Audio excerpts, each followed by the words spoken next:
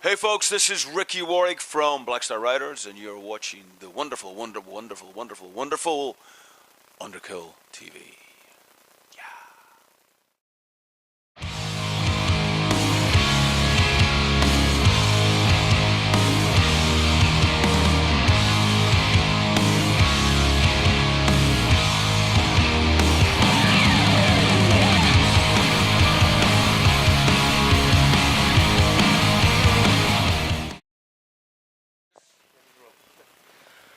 Welcome to Underkill TV, joined by the one and only Ricky Warwick. Ricky, good to see you. How are you doing? Hello mate, how's it going? Seems like it's a while, but it isn't actually. Seems like what? It seems like a while, but it isn't. No, I've seen you only a few days ago. I know. And how's the tour going? All good? It's going very well, thanks mate. Really good, really enjoying it, having a blast.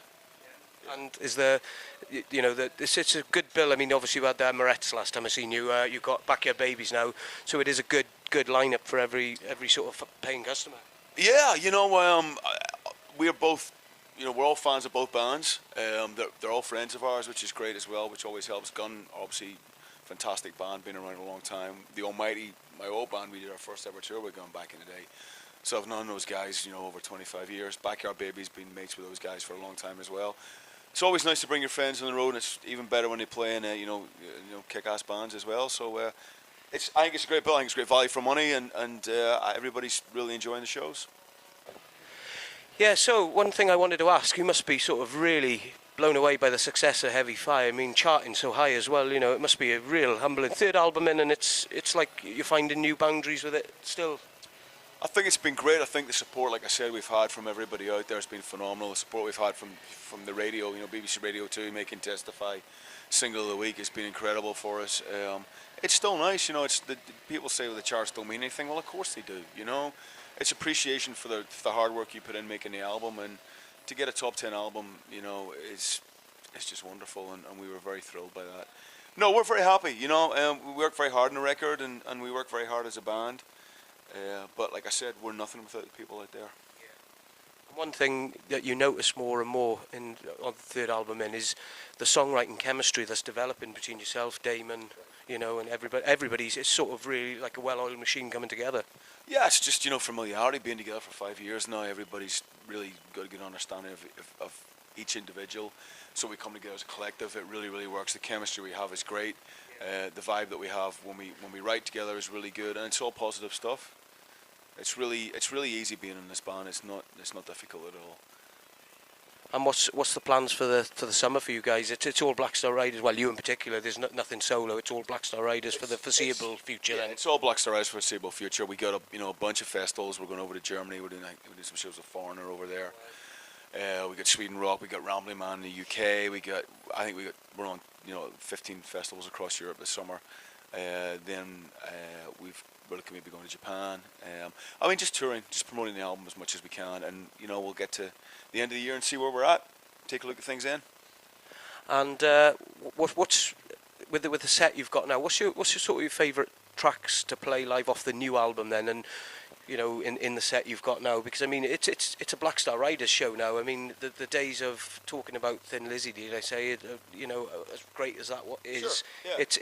It's Black Star Riders. Absolutely. and you are Black Star Riders really. Absolutely. So we always have been. I mean we played the Lizzy stuff when we started because we'd one album, and we were playing headline shows right out the gate. So we had to fill the rest of the stuff, and no better band and Scott's Gorman, the legacy that we came from, so it just made sense. But it was always our intention to write, and as we were developed, from the get-go, we always were going to say this eventually will be just Black Star Riders, and that's what it's become. And it's no disrespect to Lizzy or anything, wise, I love playing Who Rides the Tiger. I think it's a great song to play live. I like playing Testify or Say Goodbye. It's always a good one to play. I mean, they're all great. They're all new and fresh and exciting at the minute, so that's always a good thing. So I haven't really grown tired of any of them yet. Hopefully I never will. One thing I did notice at the Tramshed gig, that probably, I don't know if you noticed on stage, you had, like, quite late on in the set was Bound for Glory, and all of a sudden, when that song kicked in, it was almost, the audience reaction was definitely like, as if you were playing a Lizzy song, because that is renowned now as a classic. Yeah, thanks. I think the set we've got's really good. I think it's a really strong set. We spent a long time getting it together. You know, we went away about a month before the tour started up to our drummer's house up in Northern California. He's got a house up in the mountains there, and we just locked ourselves away for about a week, just working on ideas and the set list. And I think it's really paid off. I think the set's really strong. I think it's got, as you said, Bound for Glory it's become an anthem for us, which is wonderful, you know. And like you said, it's quite fairly late on in the set. I don't want to give too much away, but yeah, you know, the set list works really well. I think it's well paced, and I think it's got something for everybody.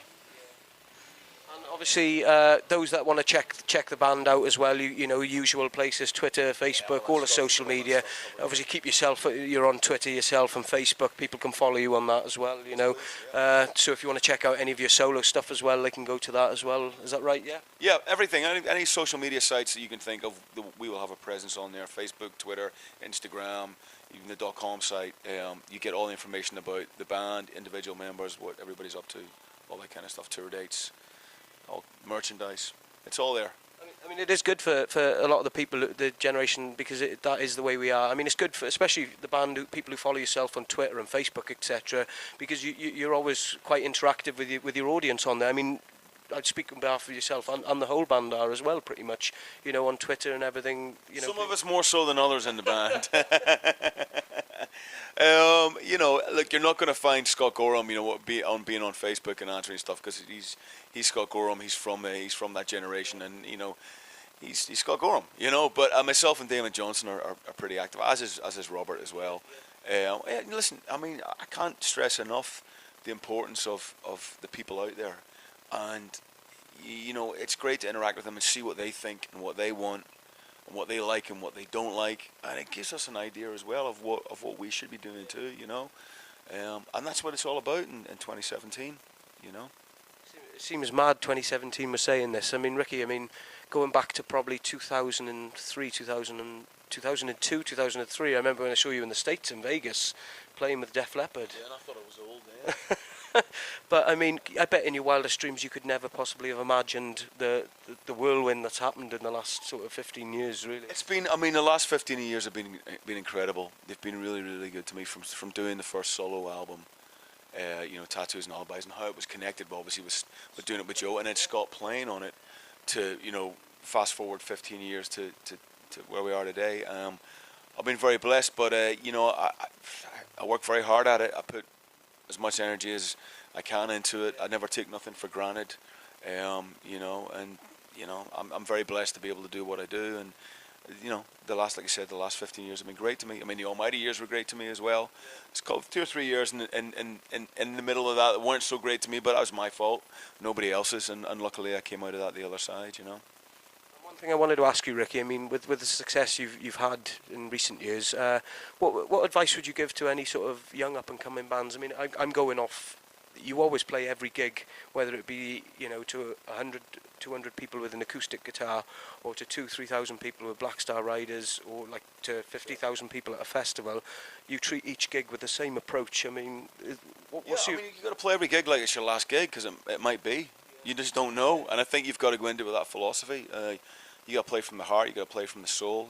You've got to believe in yourself, believe in your material. I mean, I think that I'd say to anybody who's looking to get into music is songs. It's still all about songs at the end of the day, and writing great songs that connect with people, that you believe in and that other people can believe in as well. I think if you've got that as a foundation, all the rest, you know, is a material that comes along itself, you know. That's one thing I was really sort of going to ask you again, since your days of the Almighty, even as great as that is, your solo stuff in particular, and the stuff you've written with BSR, your songwriting's really just taking it to another level. And I don't know, do you feel the same thing as well? Thank you. I think it's anything else. The more, you know, it's practice. You know, you get better at your craft. You learn more about it. I mean, I personally never stop listening to different kinds of music, and reading and watching movies and trying to get stimulated and getting ideas, and listening to people and watching other musicians how they play and trying to learn from them. And I think, you know, to sit here at sort of, you know, 30 years and just go, well, I know it all and I know that. I don't. I'm still learning. I still feel like I don't know anything. And I still have that mindset when I go out. I'm still like, well, you know, why is he playing that, or why did he write that, and how does that work? And I think that's what you have to do. You've got to keep an open mind all the time and never ever stop learning, and always keep practicing and keep developing your craft. And one couple of things before we wrap up. What's been the highlight personally for you in your time with Black Star Riders? I know it's only like a short 5 years, but what has been your biggest highlight? I think that we're here. We're having this conversation 5 years in, third album, and the band's still growing and still getting bigger and better in every way. I think that's an achievement in itself from when we started the band, 5 years ago. That's brilliant. And one last thing, Ricky, just to touch on something.